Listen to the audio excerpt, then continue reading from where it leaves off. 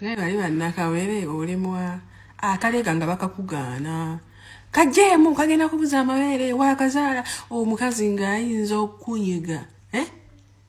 Amazzi galinga gocha olubuto gocha budibudi ne gakkirira ku budibudi ne gamwocha we kwa. Bannange nobeera nga wakazaala naye nga olina okusiba olubuto nga lukuluma. Ebintu ebyo birungi byayamba bajjajja baffe, and disclaimer, I'm not saying bibi, but Nakawere wedda yabonaabonanga nnyo bambi. Bannange amabere ne gamutujjanga olusolosolosozi omwana tagasobola.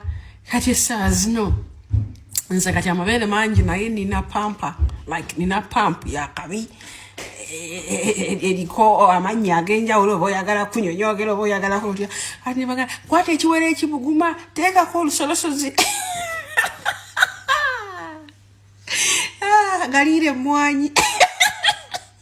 Muli bana bato bambi amabere g'edda oba oyagala gakale. Nakawere wedda oba oyagala amabere gakalekaleko ng'olya baleeta emmwanyi n'olyako. Bannange emmere ya Nakawere eduusi endiri yabanga mu ddiiro awo. Birungi bamama baffe bayitamu nafe abamukati nze nabirabako naye nga nkubu bakusindika ne mu kyalo omusajja agamba gende wamwe bakunyigeko. Nakawere yatambulanga akutamye, yatambulanga ajagira n'ojagira ereesu ne bazisiba omwana akalira. Bannaye wawo omukazi yangamba mbu oba akalira kaluddeko mukalakatego ojja muteekeko. Naye akati neewuunya navudde mu ddwaliro empeke bakuwa buli kanakuwumiremu nakala dda navubbiri emabega. I'm sorry to mention that, naye ate this is a real talk. Bannange neweewuunya ate kakati bano abali eno be batanyiga ate babeera batya. Sinalaba ku buugi sigamba nti obuugi bubi, naye eri ennywa gye baatuwangamu amabakuli g'obuugi eri Nakawere omulala nga Nakawere n'alya ku mmere n'anywa ekikopo ky'obuugi naye nga bayinza okukuleetera ebbakuli y'obuugi. Bannange olunaku olya emirundi ng'etaano n'olya abantu bajja okulabako wenna oli awo bakwaliddeawo mu ddiro olannamuseba. Amazzi ago walwaki we baganyiganga ate nga gakkiriranga gatwokya budibudi. Simanyi lwaki gaayokyanga budibudi. Something bannange obeere nga bafunye wuzi naye ne baleka bakutiisa leera tuula mu kamunye kale ez'owuzi n'omanya kamunyanyiga naye nga pressure gye bakuteekako etiisa nnyo. Omusajja ajja era ewaffe buli kimu tukolerera baami.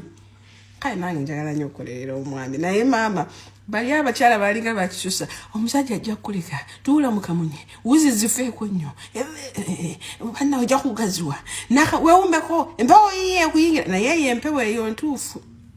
Empewo eyingira empewo yo ntuufu.